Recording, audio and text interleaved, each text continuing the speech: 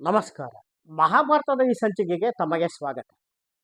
ಭೀಮಸೇನ ತನ್ನ ಅಣ್ಣ ಹನುಮಂತನಿಗೆ ಹೇಳಿದ, ಅಣ್ಣ, ನೀನು ಆ ಸಮುದ್ರ ಲಂಘನ ಸಮಯದಲ್ಲಿ ಬೃಹದ್ ರೂಪವನ್ನು ತಾಳಿದ್ದೆಯಂತೆ. ಆ ರೂಪವನ್ನು ನನಗೆ ತೋರಿಸು, ಅದನ್ನು ನೋಡಬೇಕೆಂಬ ಆಸೆ ನನಗಿದೆ. ನನ್ನನ್ನು ಕೃತಾರ್ಥನನ್ನಾಗಿ ಮಾಡು ಎಂದು ಕೈ ಮುಗಿದ. ಹನುಮಂತ ಹೇಳಿದ, ಭೀಮಸೇನ, ಆ ಯುಗವೇ ಬೇರೆ, ಈ ಯುಗವೇ ಬೇರೆ. ಆ ಕಾಲದ ಮನುಷ್ಯರ ಆಕಾರವೇ ಬೇರೆ, ಪ್ರಾಣಿಗಳ ಆಕಾರವೂ ಬೇರೆ, ಈಗಲೂ ಬೇರೆ. ಆ ಯುಗಕ್ಕೆ ಸರಿಯಾಗಿ ಪ್ರಾಣಿಗಳು ಮನುಷ್ಯರೇನು, ಈ ಪರ್ವತಗಳು ನದಿಗಳು ಸಹ ರೂಪಾಂತರಗೊಳ್ಳುತ್ತವೆ. ಕಾಲ ಧರ್ಮಗಳು ಸಹ ಬದಲಾವಣೆ ಆಗುತ್ತಿರುತ್ತದೆ. ಆ ಕೃತಯುಗದಲ್ಲಿ ಒಂದು ರೀತಿಯ ಬೆಳವಣಿಗೆ ಇರುತ್ತದೆ, ತ್ರೇತಾಯುಗದಲ್ಲಿ ಒಂದು, ದ್ವಾಪರ ಯುಗದಲ್ಲಿ ಒಂದು, ಕಲಿಯುಗದಲ್ಲಿ ಒಂದು. ನಾವು ಈಗ ದ್ವಾಪರ ಯುಗದ ಕೊನೆಯಲ್ಲಿದ್ದೇವೆ. ಈಗ ಅದನ್ನು ನೋಡುವುದರಿಂದ ಏನು ಪ್ರಯೋಜನ? ನಿನಗೆ ಮಂಗಳವಾಗಲಿ, ಹೊರಡು ಎಂದ ಹನುಮಂತ. ಭೀಮಸೇನ ಆದರೆ ಹನುಮಂತನನ್ನು ಬಿಡಲಿಲ್ಲ. ನನಗೆ ಆ ರೂಪವನ್ನು ನೋಡುವ ಬಹಳ ಆಸೆಯಾಗಿದೆ ಎಂದು ಬಹಳಷ್ಟು ಒತ್ತಾಯಿಸಿದ. ಕಡೆಗೆ ಹನುಮಂತ ಆ ರೂಪವನ್ನು ತೋರಿಸಲೇಬೇಕಾಯಿತು. ಆಂಜನೇಯ ಬೃಹತ್ತಾಗಿ ಬೆಳೆದ. ಆ ಬೆಳವಣಿಗೆ ಹೇಗಿತ್ತು ಎಂದರೆ ಅದು ಇನ್ನೊಂದು ಪರ್ವತವೋ ಎನ್ನುವಂತೆ ಭಾಸವಾಗುತ್ತಿತ್ತು. ಆ ಕಾಡು, ಅವರಿದ್ದ ಬಾಳೆಯ ತೋಟ ಎಲ್ಲವೂ ಮಾಯವಾಗಿ ಹೋದವು. ಆ ಭೀಮಸೇನ ನೋಡುತ್ತಿದ್ದಾನೆ. ಅದೇನು ತೇಜಸ್ಸು, ಅದೇನು ದೇಹ, ಅದೇನು ದೇಹ ಬಲ. ಅದರ ಮುಂದೆ ಆ ಪರ್ವತಗಳು, ಆ ಪರ್ವತಗಳಲ್ಲಿ ಹರಿಯುವ ಜಲಪಾತಗಳು ಸಹ ಆಟದ ಸಾಮಾನುಗಳಂತೆ ಕಾಣಿಸುತ್ತಿತ್ತು. ಅದನ್ನು ಆ ತೇಜಸ್ಸು, ಆ ದೇಹವನ್ನು ನೋಡುವುದಕ್ಕೆ ಭೀಮನಿಗೆ ಸಾಧ್ಯವಾಗಲಿಲ್ಲ. ಅವನು ತನ್ನ ಕಣ್ಣುಗಳನ್ನು ಮುಚ್ಚಿದ. ಹನುಮಂತನನ್ನು ಪ್ರಾರ್ಥಿಸಿ, ಅಣ್ಣ, ನೀನು ನಿಜ ರೂಪಕ್ಕೆ ಮರಳು ಎಂದು ಕೇಳಿಕೊಂಡ. ಹನುಮಂತ ನಿಜ ರೂಪಕ್ಕೆ ಮರಳಿದ. ಆ ನಂತರ ಭೀಮನಿಗೆ ಹೇಳಿದ, ಭೀಮ, ನೋಡು, ಈ ದಾರಿಯಲ್ಲಿ ಹೋದರೆ ನಿನಗೆ ಸೌಗಂಧಿಕ ಪುಷ್ಪವಿರುವ ಸರೋವರ ಸಿಗುತ್ತದೆ.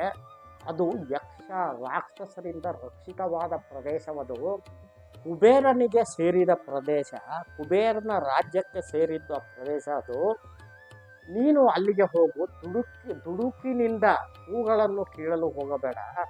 ಭೀಮಸೇನ, ಮುಂದೆ ನೀನು ವೃದ್ಧರನ್ನು, ನಿರ್ಬಲರನ್ನು ಅಲಕ್ಷಿಸಬೇಡ, ದೇವತೆಗಳನ್ನು ಅಗೌರವದಿಂದ ಕಾಣಬೇಡ ಎಂದೆಲ್ಲ ಹಿತವಚನಗಳನ್ನು ಹನುಮಂತ ಭೀಮನಿಗೆ ಹೇಳಿದ.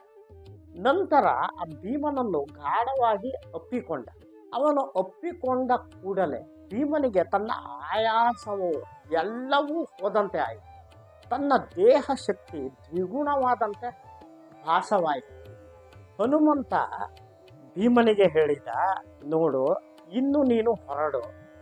ಇಲ್ಲಿ ದೇವ ಸ್ತ್ರೀಯರು ಮತ್ತು ಅಪ್ಸರ ಸ್ತ್ರೀಯರು ಸಂಚರಿಸುವ ವೇಳೆಯಾಗಿ ಹೋಯಿತು.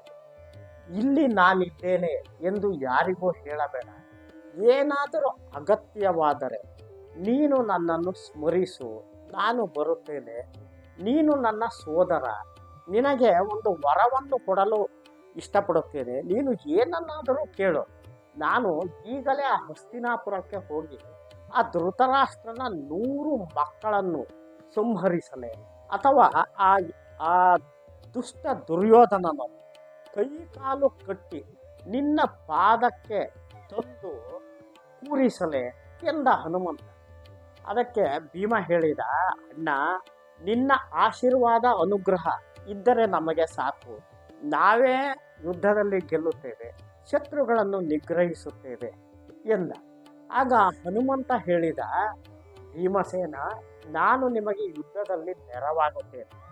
ನೀನು ರಣರಂಗದಲ್ಲಿ ಯಾವಾಗ ಸಿಂಹ ಗರ್ಜನೆ ಮಾಡುತ್ತೀಯೋ ಆ ಗರ್ಜನೆಯಲ್ಲಿ ನನ್ನ ಧ್ವನಿಯೂ ಸೇರಿಕೊಳ್ಳುತ್ತದೆ.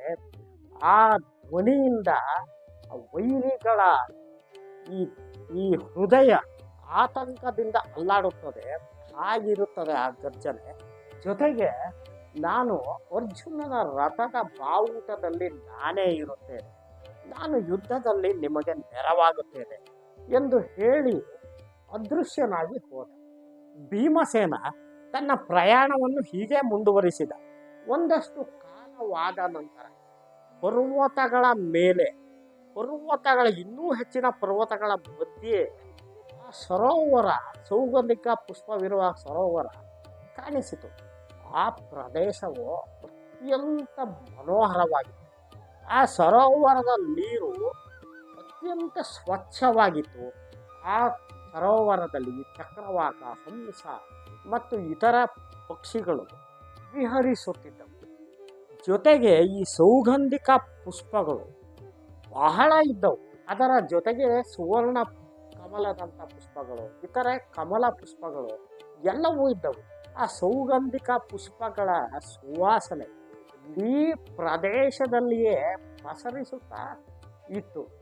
ಅದನ್ನು ಈ ಕ್ರೋಧವಶರು ಎನ್ನುವ ರಾಕ್ಷಸರು, ಅವರು ಕುಬೇರನ ಕೆಳಗೆ ಬರುತ್ತಾರೆ. ಅವರು 1,00,000 ಜನ ಆ ಸರೋವರವನ್ನು ಕಾಯುತ್ತಿದ್ದರು. ಭೀಮಸೇನ ಆ ಸರೋವರದ ಬಳಿಗೆ ಬಂದವನೇ ಅಲ್ಲಿ ಸೌಗಂಧಿಕ ಪುಷ್ಪವನ್ನು ಕಿತ್ತುಕೊಳ್ಳಲು ಸರೋವರಕ್ಕೆ ಇಳಿಯಲು ಮುಂದಾದ. ಆಗ ಆ ಕ್ರೋಧವಶ ರಾಕ್ಷಸರು ಇವನಿಗೆ ಪ್ರಶ್ನಿಸಿದರು, ಎಲೈ ಮಾನವ, ಇಲ್ಲಿಗೆ ಮನುಷ್ಯರು ಯಾರೂ ಬರುವುದಿಲ್ಲ, ನೀನು ಎಲ್ಲಿಂದ ಬಂದೆ, ಏತಕ್ಕಾಗಿ ಬಂದೆ ಎಂದರು. ಭೀಮಸೇನ ಹೇಳಿದ, ನಾನು ಧರ್ಮಾತ್ಮನಾದ ಯುಧಿಷ್ಠಿರನ ತಮ್ಮ, ನನ್ನ ಹೆಸರು ಭೀಮಸೇನ ಎಂದು. ನಾವು ನರನಾರಾಯಣರ ಆಶ್ರಮದ ಸಮೀಪದಲ್ಲೇ ಇದ್ದೇವೆ. ಅಲ್ಲಿ ಬಲವಾದ ಗಾಳಿಯಿಂದ ಈ ಸೌಗಂಧಿಕ ಪುಷ್ಪವೊಂದು ನಮ್ಮ ಪತ್ನಿ ದ್ರೌಪದಿಯ ಬಳಿ ಬಂದು ಬಿದ್ದು ಅದನ್ನು ನೋಡಿ ದ್ರೌಪದಿ ಆಕರ್ಷಿತಳಾದ. ಇನ್ನೂ ಒಂದಷ್ಟು ಪುಷ್ಪಗಳು ನನಗೆ ಬೇಕು ಎಂದರು. ನಾನು ಅದನ್ನು ತೆಗೆದುಕೊಂಡು ಹೋಗಲು ಬಂದಿದ್ದೇನೆ ಎಂದ. ಆಗ ಕ್ರೋಧವಶರು ಹೇಳಿದರು, ಎಲೈ ವೀರ, ಈ ಪ್ರದೇಶ ಇದು ಕುಬೇರನಿಗೆ ಸೇರಿತ್ತು. ಕುಬೇರನ ಕ್ರೀಡಾಂಗಣ ಸರೋವರವಿದು. ಇಲ್ಲಿ ಯಾರೇ ಆಗಲಿ, ಅವರು ದೇವತೆಗಳಾಗಿರಬಹುದು, ಯಕ್ಷರಾಗಿರಬಹುದು, ಗಂಧರ್ವರು, ಅಪ್ಸರೆಯರು, ಯಾರೇ ಆಗಿರಬಹುದು, ಅವರು ಇಲ್ಲಿ ಇಳಿಯಬೇಕು ಎಂದರೆ ಕುಬೇರನ ಅನುಮತಿಯಿಂದಲೇ ಆಗಬೇಕು. ಹಾಗಾಗಿ ನಿನಗೆ ಈ ಕೊಳದಲ್ಲಿ ಇಳಿಯಬೇಕು, ಸೌಗಂಧಿಕ ಪುಷ್ಪಗಳು ಬೇಕು ಎಂದರೆ ನೀನು ಕುಬೇರನ ಅನುಮತಿಯನ್ನು ಪಡೆಯಬೇಕು. ಇಲ್ಲದಿದ್ದರೆ ಸುಮ್ಮನೆ ತೊಂದರೆಗೆ ಸಿಕ್ಕಿ ಹಾಕಿಕೊಳ್ಳುವೆ ಎಂದು ಎಚ್ಚರಿಸಿದರು. ಭೀಮಸೇನ ಹೇಳಿದ, ನಾನು ಕುಬೇರನ ಅನುಮತಿ ಪಡೆಯುವುದಕ್ಕೆ ಆ ಕುಬೇರ ಈಗ ಇಲ್ಲಿ ಇಲ್ಲ. ಬಹುಶಃ ಕುಬೇರ ಇಲ್ಲಿ ಇದ್ದಿದ್ದರೂ ನಾನು ಅವನ ಅನುಮತಿಗೆ ಕಾಯುತ್ತಿರಲಿಲ್ಲ. ಏಕೆಂದರೆ ನಾನು ಕ್ಷತ್ರಿಯ. ಒಂದು ಹೂಗಳಿಗಾಗಿ ನಾನು ಕುಬೇರನಿಗೆ ಯಾಚಿಸುವುದಿಲ್ಲ, ನಾನು ಯಾವುದನ್ನು ಬೇಡುವುದಕ್ಕೆ ಹೋಗುವುದಿಲ್ಲ. ಅದಲ್ಲದೆ ಈ ಸರೋವರ ಪರ್ವತಗಳಿಂದ ಇಳಿದು ಬರುವ ಝರಿಗಳಿಂದ ಆಗಿದೆ. ಇದು ಸ್ವಾಭಾವಿಕವಾಗಿ ತನ್ನಂತೆಯೇ ಆದ ಪ್ರಕೃತಿಯಲ್ಲಿರುವ ಸರೋವರವಿದು. ಇದು ಸರ್ವರಿಗೂ ಸೇರಿದ ಸರೋವರ. ನಾನು ಏಕೆ ಕುಬೇರನ ಅನುಮತಿಯನ್ನು ಪಡೆಯಲಿ ಎಂದ. ಹಾಗೆಯೇ ಅವನು ಸರೋವರದ ಒಳಗೆ ಇಳಿಯಲು ತೊಡಗಿ. ಆಗ ಕ್ರೋಧವಶರಿಗೆ ಈ ಕ್ರೋಧ ಉಕ್ಕಿ ಬಂತು. ಅವರು ಪಡಿ ಬಡಿ ಕೊಲ್ಲು ಎನ್ನುತ್ತಾ ತಮ್ಮ ಆಯುಧಗಳೊಂದಿಗೆ ಭೀಮಸೇನನ ಮೇಲೆ ಬಿದ್ದರು. ಒಂದು ಕಾಳಗಕ್ಕೆ ಅಲ್ಲಿ ಮೊದಲಾಯಿತು. ಆಗ ಭೀಮಸೇನ ತನ್ನ ಬಲವಾದ ಗದೆಯಿಂದ ಎಷ್ಟೋ ಜನ, 100 ರಾಕ್ಷಸರು ಅಲ್ಲಿ ಸತ್ತು ಬಿದ್ದರು. ಇನ್ನೂ ಕೆಲವರಿಗೆ ಗಾಯವಾಗಿ ಅವರು ಓಡಿ ಹೋದರು. ಇನ್ನೂ ಕೆಲವರು ಇದನ್ನು ನೋಡಿಯೇ ಹೆದರಿ ಓಡಿ ಹೋದರು. ಎಷ್ಟೋ ಜನ ಈ ವಶ ರಾಕ್ಷಸರು ಕುಬೇರನ ಬಳಿಗೆ ಹೋದರು. ಅಲ್ಲಿ ಕೈ ಮುಗಿದು ಆ ಭೀಮನ ಪರಾಕ್ರಮವನ್ನು, ತಮ್ಮ ಪರಾಭವವನ್ನು ಹೇಳಿದರು. ಅಲ್ಲಿ ಆ ಭೀಮಸೇನ ಎನ್ನುವ ಒಬ್ಬ ವ್ಯಕ್ತಿ ಬಂದಿದ್ದಾನೆ, ಹೂಗಳನ್ನು ನಿಮ್ಮ ಅನುಮತಿ ಇಲ್ಲದೆ ಕಿತ್ತುಕೊಳ್ಳುತ್ತಿದ್ದಾನೆ ಎಂದರು. ಆಗ ಕುಬೇರ ಹೇಳಿದ, ಇದು ನನಗೆ ಮೊದಲೇ ಗೊತ್ತಿದ್ದ ವಿಷಯ. ಭೀಮ ತಾನೆ, ಅವನು ಬರಲಿ ಬಿಡಿ, ಅವನು ಎಷ್ಟಾದರೂ ಹೂಗಳನ್ನು ಕಿತ್ತುಕೊಂಡು ಹೋಗಲಿ ಬಿಡಿ. ನೀವು ನಿಮ್ಮ ಸ್ಥಳಗಳಿಗೆ ಹಿಂತಿರುಗಿ, ಏನು ಮಾಡಬೇಡಿ ಎಂದ ಕುಬೇರ. ಇತ್ತ ಯುಧಿಷ್ಠಿರ ಅವನು ಎಲ್ಲಿದ್ದಾನೋ ಅಲ್ಲಿ ಒಂದಷ್ಟು ಅಪಶಕುನಗಳಾದವು. ಯುಧಿಷ್ಠಿರನಿಗೆ ಇದೇನು ಅಪಶಕುನಗಳು ಎನಿಸಿ ಅವನು ತಮ್ಮಂದಿರಂತ ನೋಡಿದ ಭೀಮಸೇನ ಅಲ್ಲಿ ಇರಲಿಲ್ಲ.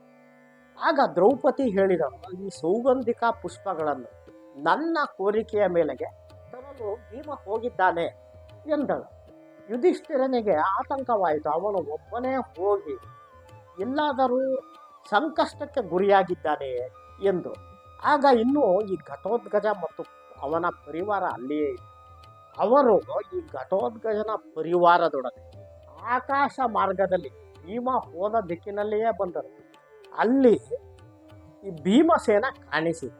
ಅವರು ಇಳಿದು ನೋಡುತ್ತಾರೆ, ಭೀಮ ಕ್ರೋಧಾವಿಷ್ಟನಾಗಿ ನಿಂತಿದ್ದಾನೆ.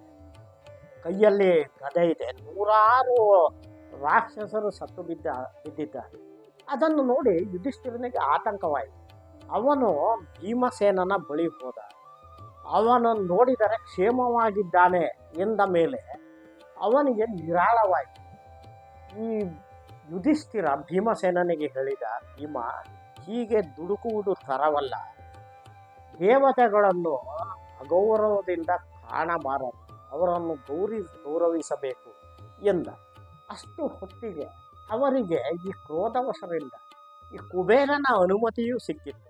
ಅವರು ಸ್ವಲ್ಪ ಕಾಲ ಅಲ್ಲಿದ್ದು ನಂತರ ಎಲ್ಲರೂ ಈ ನರನಾರಾಯಣ ಆಶ್ರಮಕ್ಕೆ ಆ ಸೌಗಂಧಿಕ ಪುಷ್ಪಗಳೊಂದಿಗೆ ಮರಳಿ ಬಂತು. ಮುಂದಿನ ಸಂಚಿಕೆಯಲ್ಲಿ ಅರ್ಜುನ ಸ್ವರ್ಗದಿಂದ ಮತ್ತೆ ಬಂದು ತನ್ನ ಸಹೋದರರನ್ನು ಹೇಗೆ ಸೇರಿಕೊಂಡ ಎನ್ನುವುದನ್ನು. ನಮಸ್ಕಾರ.